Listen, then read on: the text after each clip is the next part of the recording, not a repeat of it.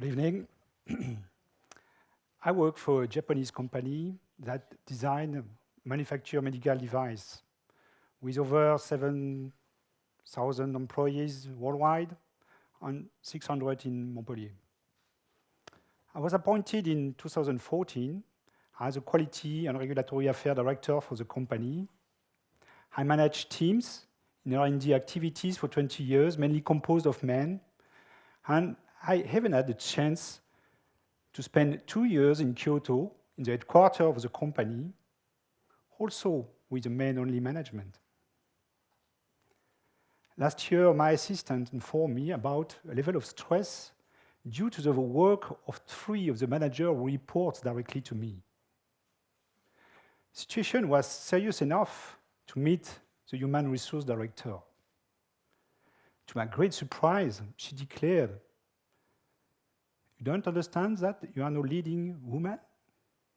Yeah, of course. My team is made of women. But in France, speech and laws encourage the respect for man and woman equity. And the human resource director, a lady, she noticed a difference between man and woman. The time's come to ask myself if the difference between man and woman could be part of a more agile management in the 21st century. I am in a unique position, working for a Japanese company in France. I will take the opportunity of this presentation to introduce a few differences between the two cultures. Let's start first with this picture taken in 1998 in Kyoto during the New Year party event of the company. As you can see, I'm part of the party, but it's not the reason why I'm showing this picture. There is one woman out of about 150 men in the management team. They are the wife, the chairman, and the president. They represent the role we want to give them. In 2017, Japan was ranked on the Gender Gap Index in the 114th position out of 144, just ahead of Ethiopia. Situation is better in France. France is on 11th position on that scale. But tonight, do you notice how many men and women talk? TED is known to be the leader in innovation and ideas, but tonight we do not reach parity. Let's come back to the situation of overwork of my team. There are many studies about the stress of women at work. I've been interested by a sentence of Dr. Aurelia Schneider, a French psychiatrist. Overworked woman is a pleonasm. Within a couple, especially when there are children, the wife is taking care of the house and has to think almost to everything. She spends 183 minutes a day on domestic tasks, 95 minutes on children, double the time than man. And if you look more in detail, the man chooses the most rewarding task, like playing with children, gardening, relegating the wife to cleaning and kitchen. Even if it could be part of the explanation of the work of my team, it was not the root of the problem. I have observed that it's more comfortable to manage activities with a team of women than it has been with men. With always the same observation, I don't need to repeat instruction. The job is done, and most often with a higher level of results than I expect. Have benefited of superwoman, from whom I finally ask too much. I have in hand a Ferrari, and I kept driving like I had a Peugeot. What could be the reason of this excess of work? Studies do not allow us to conclude that there is a correlation between gender and team performance.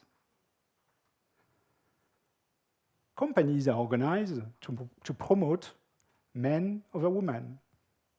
For women to reach a management position, she requires greater willingness and competency for an equal position to a man. I try to convince myself that the management position will be given to the competent person. But what will it take for companies to reach the gender equity?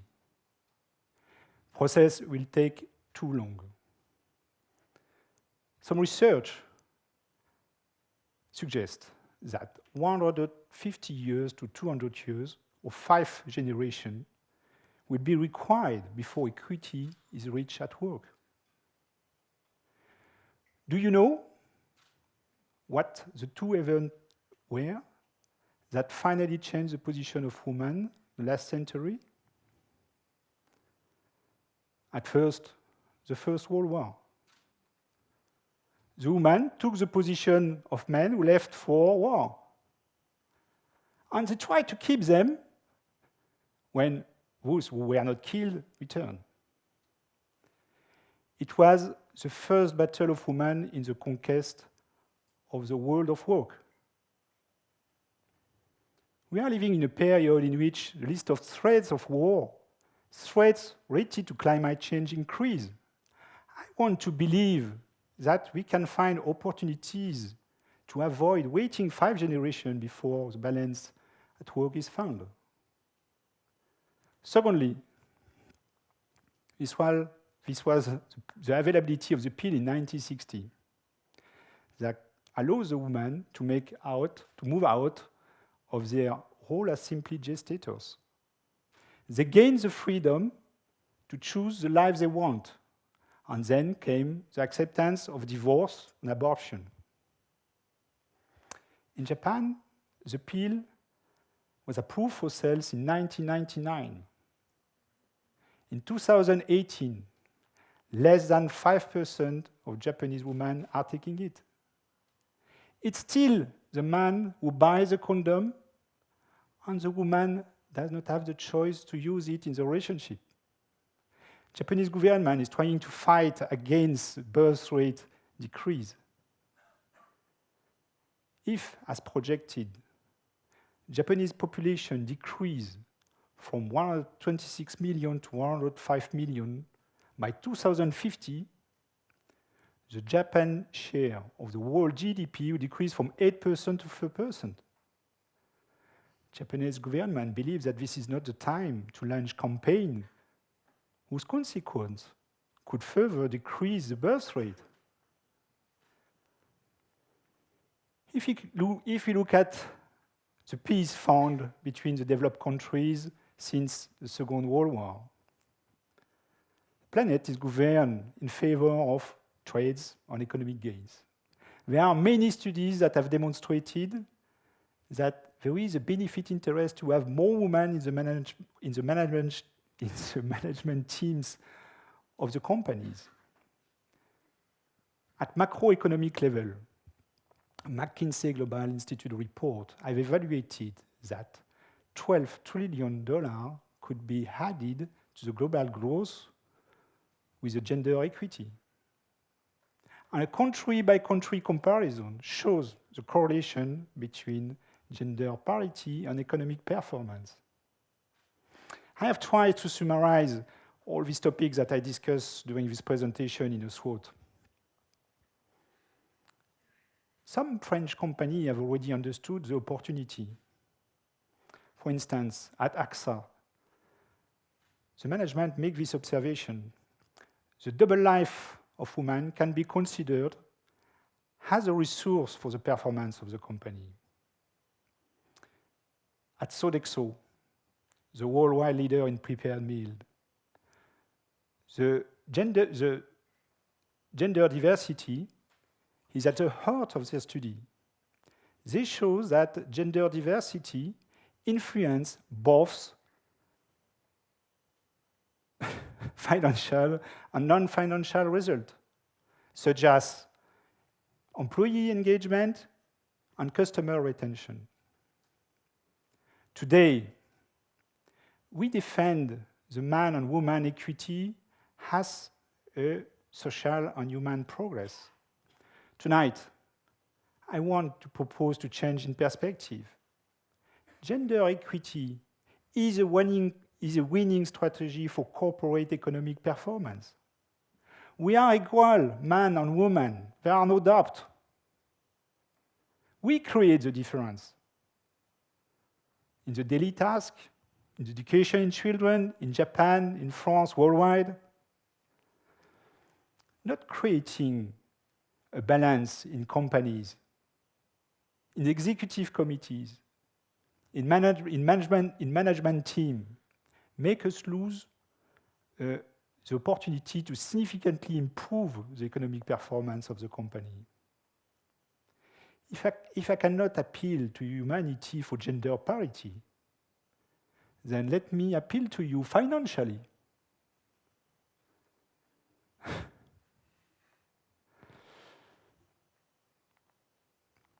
Trop vite. I believe that there are companies that have already understand this. And they know that they have in their hands the power to improve the performance of the company at no additional cost. They are already ahead of their competitors. Tonight, we have the opportunity to become the actor of this change.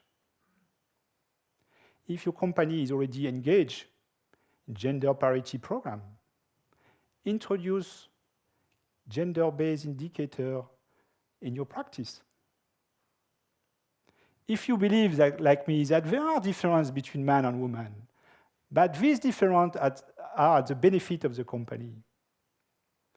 Place parity has a decision-changing criterion when you decide to change your organization or your team. We cannot wait 5 generations to erase the negative effect of the inequality. Recognize the difference has the best opportunity to gain in performance and agility. I will probably present this talk to my Japanese colleague. Perhaps they will decide differently when they give a role to Japanese women in the Japanese company. Tonight, I want to thank my team opening my eyes.